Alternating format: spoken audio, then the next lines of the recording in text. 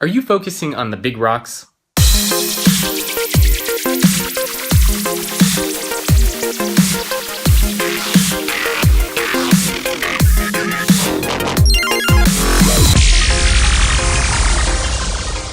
Hello everyone, welcome to another episode of The Future in 5. My name is Jacob Morgan, and this is where I share my thoughts, commentary, and ideas on the future of work in 5 minutes or less. Today I wanted to share a story with you. A professor walks into his classroom one day, and he takes a big transparent mason jar and plops it on his desk. He then takes out a bunch of big rocks and fills the mason jar with big rocks. And then he turns to his class and says, "Class, is this mason jar full?" And the students respond and they say, "Yeah, it's full." And he says, "Actually, it's not." He then takes out a bag of gravel and pours the gravel on top of the big rocks. And then again, he turns to his class and says, "What about now? Is the mason jar full?" By now, the students have caught on a little bit and they say, "No, it's not full." And the professor says, "You're right, it's not." He then takes out a bag of sand and pours the sand on top of the big rocks and on top of the gravel. Again, he turns to his students and he says, "What about now? Is the mason jar full?"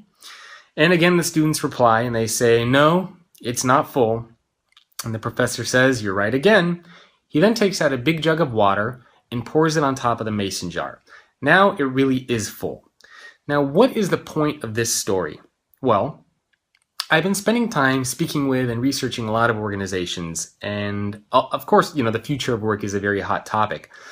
But what I'm finding is that when it comes to the future of work, a lot of organizations seem to be focusing on the water and the gravel and the sand.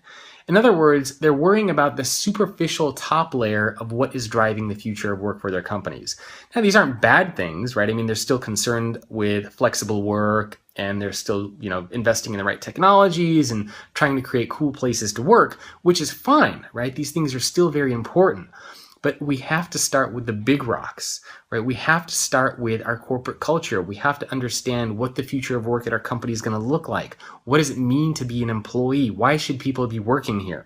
From there, then we can worry about what we want to layer on top of those big rocks to really help shape the future of work and take our organizations to the next level. But we can't start just by offering flexible work and by offering these cool things at our company. Because if you start with the top layer, you're not going to have enough room for the big rocks that need to go in first.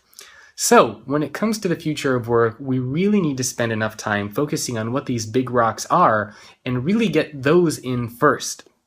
I also find this story and analogy to be very applicable for our personal lives as well. Right? The big rocks are the things that are most important to us, and those are the things that should always come first before everything else. I want to give a big shout out to Chris Ye, who is actually the person that told me about this story. And Chris is somebody that I just had featured in a podcast last week. He's the co-author of The Alliance. And he first told me about the story, and I thought it was fantastic. So I looked it up, and apparently Stephen Covey first wrote it. So Chris, thank you for sharing that with me. And I hope you will be able to take this back to your organization or to your personal life and really kind of grasp the concept behind focusing on these big rocks. Of course, if you want to learn more about the Future in 5 series or anything related to the future of work, you can always check out my website at thefutureorganization.com. I'll see you next time.